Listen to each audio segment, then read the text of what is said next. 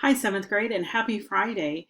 We have 15 minutes today to continue where we left off yesterday in chapter 19.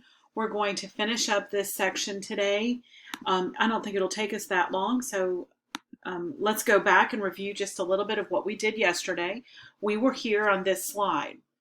Okay, we had been talking about the Vietnam War. We're talking at a bigger picture about the Cold War, and we talked yesterday about what that means. Cold War is two bullies standing face to face, fighting in the parking lot or on the playground or whatever. Nobody throws a punch because they're both afraid to throw punches at each other. They don't want to get in trouble with the rest of the kids out there, but they're going to eventually either come to blows, come to throwing punches, or they're going to find a way to solve their problems. That's where the world is right now. The United States and Russia are the two superpowers. Russia is known as the Union of Soviet Socialist Republics, the Soviets, or USSR. These two countries are having a standoff right here in Vietnam. The Vietnamese people had wanted their independence from the French. Ho Chi Minh, a communist, had come to their rescue. He is Vietnamese himself, and he stood up to the French at the Battle of Dien Bien Phu, and he won and kicked the French out of Vietnam. So the treaty that settled that battle, that war, made the communist of Vietnam in charge of the northern part of the country and the non-communists in the south. The problem is that the non-communists in the south had a very poor government. They didn't respect their government. It had a lot of bad things going on in their government. And they had the Viet Cong. The Viet Cong were normal people, just like you and me, and they were actually communist sympathizers. So it'd be like walking out of your house and maybe your neighbor sympathizes with the other side. Okay? You don't know. You have no idea and no way of knowing. So the U.S. and other nations came to the support of South Vietnam. We're going to help them win their independence, help them keep their independence, and establish a stable government. Unfortunately, the North Vietnamese are not going to want that to happen.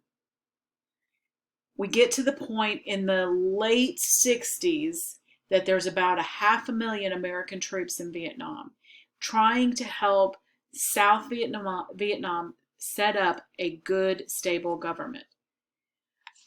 But the war is going to become unpopular in the United States for several reasons that we're not going to get into today. Okay, we'll do this in various stages throughout your learning history.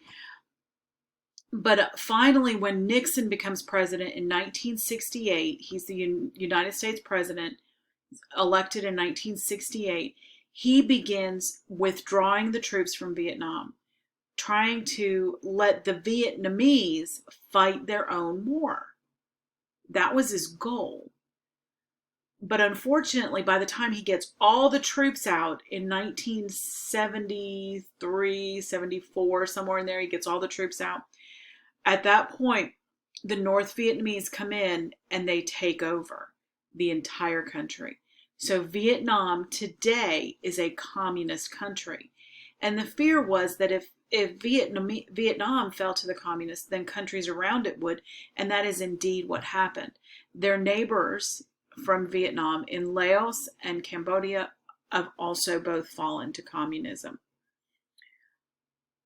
But the North Vietnamese were supplied by the Russians. The Russians kept giving them the weapons and stuff that they needed to fight, and they were able to do it. So the next thing we're going to do is turn to technology and see how the Cold War affected the growth of technology in the late, from the 50s on to the present day, really. And this phrase kind of sums it all up, okay? It was not the winner of the technology race that would become the dominant world power, but rather the nation with a stronger and more vibrant economy. We went nose to nose with Russia, so to speak, on technology. We'd build something, they'd build something. We'd build something else, they'd build something else. And it kept going and going until we had great technology. But we are ultimately going to win this battle because we have a stronger, more vibrant economy. Communism doesn't work. It just doesn't. Today, the biggest communist nation in the world is China. And the only reason they're successful is that they have adopted a few principles of capitalism into their economy. Capitalism thrives because people are naturally greedy.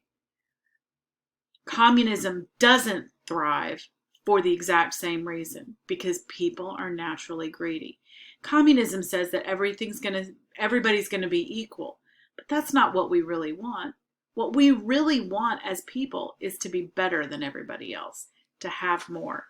And unfortunately, because that's not really biblical, is it? That type of attitude. But that is the way people really are. And because of that, capitalism can thrive. Capitalism also works because people will, in the right spirit, give to others. Okay, so let's look at some technology. We have a lot of improved military weapons at this time. Radar systems are improving. We have the growth of tanks, planes, submarines, all kinds of things. Well, then, like I said, when we would improve something, Russia would improve the same thing. And a lot of times these secrets got sold by spies. Okay, so we do have some Americans, one couple in particular, Julius and Ethel Rosenberg in the 1950s, who are found guilty of spying for the Russia and selling our military secrets to the Russians. So anyway, that will take place. They'll develop something and then we'll develop something similar. And a lot of times when we would develop something, we'd find out a year later that Russia had the same thing, and it looked mysteriously like ours. But that was because we had thieves and spies working among our people. Okay, we also had nuclear power. As we saw at the end of World War II, we had a nuclear bomb explode. We did it on purpose. And more nations will develop nuclear capability throughout the 50s, 60s, 70s, and even into today. We see that in North Korea today as they are continuing to develop nuclear capability. But we also went on and we developed the hydrogen bomb, which is 100 times more powerful than the atomic bomb. But we were both sides were concerned about MAD, mutually assured destruction. Right, write that down if you didn't already. Mutually assured destruction. And that's really what is keeping us from, in this time period, in the 50s, 60s, 70s, that's what's keeping us from more war. We aren't going to attack places because we know that if Russia doesn't like it, they'll attack us, and they have nuclear weapons. So we definitely want to keep them from getting too mad about anything. We don't want mutually assured destruction. Okay?